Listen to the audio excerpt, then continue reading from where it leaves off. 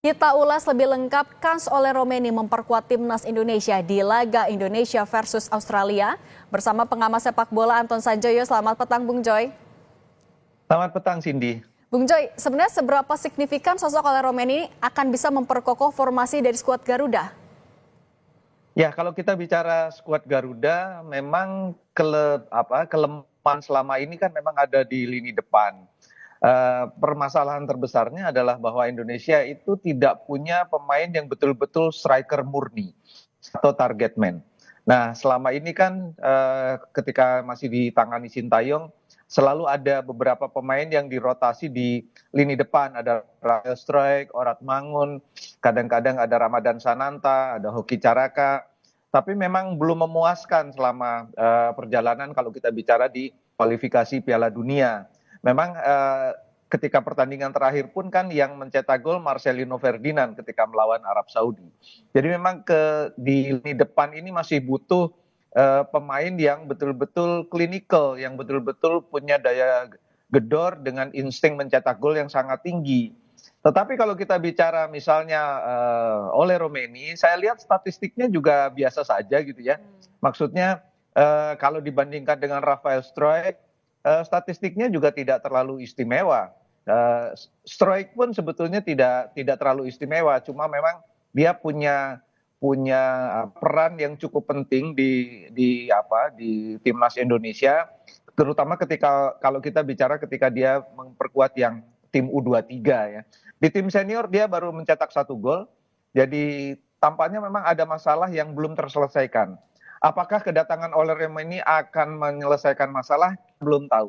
Karena kalau kita bicara kualitas striker, rasanya sih antara Rafael Struijk atau Ramadan Sananta atau Hoki Caraka masih sama, belum ada yang jomplang salah satunya gitu. Sama-sama belum menciptakan atau belum memberikan pengaruh yang besar pada daya gedor Indonesia, terutama kalau kita bicara yang di tim senior. Jadi kita belum bisa mengetahui apakah kedatangan Romeni ini akan mengubah konstelasi di lini depan.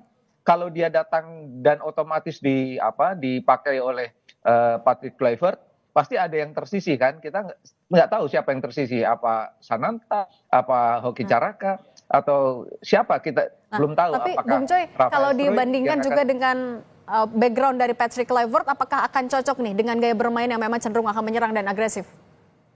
Ya, kalau dia lahir di Belanda, di Nijmegen, main lebih banyak juga di Liga Belanda, sekarang main di Oxford. Rasanya sih kalau soal bahasa sama Rafael Struijk juga kan sama, tapi Struijk kan main di Australia. Jadi kalau dari soal bahasa sama, ilmu sepak bolanya kemungkinan besar sama. Jadi mungkin komunikasinya akan lebih lancar gitu ya. Tapi apakah dia langsung bisa efektif? Karena Indonesia menghadapi laga yang sangat penting kan, menghadapi Australia di Sydney, kemudian menghadapi Bahrain di Jakarta, kemudian menghadapi Cina. Menghadapi Australia menurut saya titik di mana Kluivert ini betul-betul harus membuktikan bahwa dia memang layak ya menangani timnas Indonesia menggantikan Sintayong. Tapi meskipun kalah katakanlah melawan Australia, masih ada laga melawan Bahrain.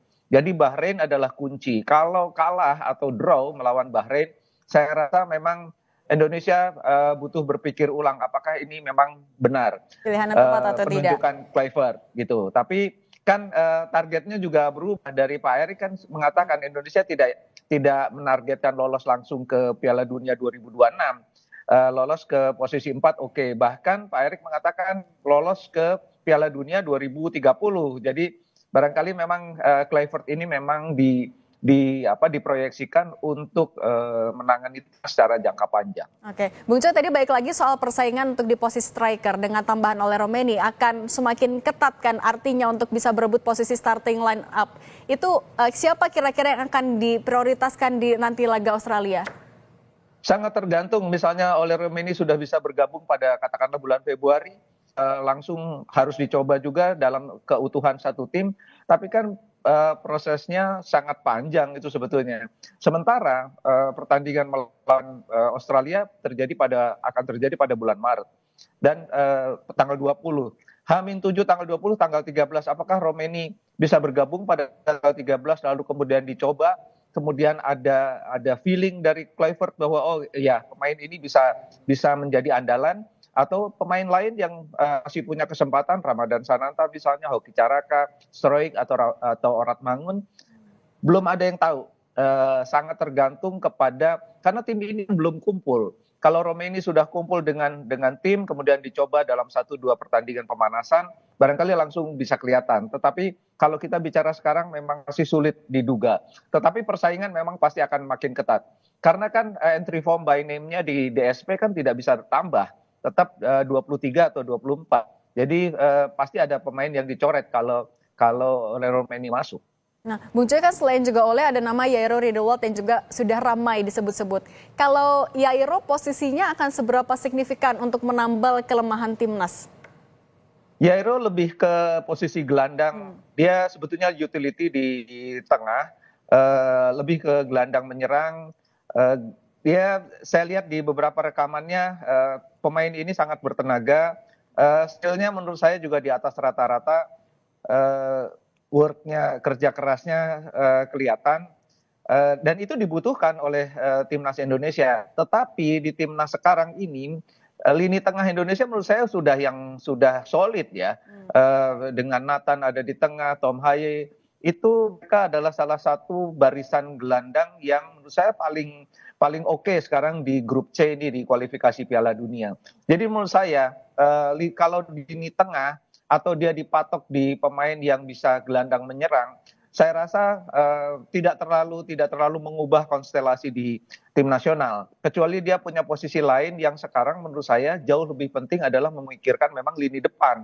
Kalau lini tengah dan belakang saya rasa sudah solid, apalagi Jai, Rizrido di belakang itu menurut saya sekarang salah satu yang terbaik juga di kualifikasi Piala Dunia di grup C. Artinya tapi Yairo akan bisa semakin memperkuat di bagian pertahanan, tapi tetap PR-nya adalah di lini depan untuk di striker ya?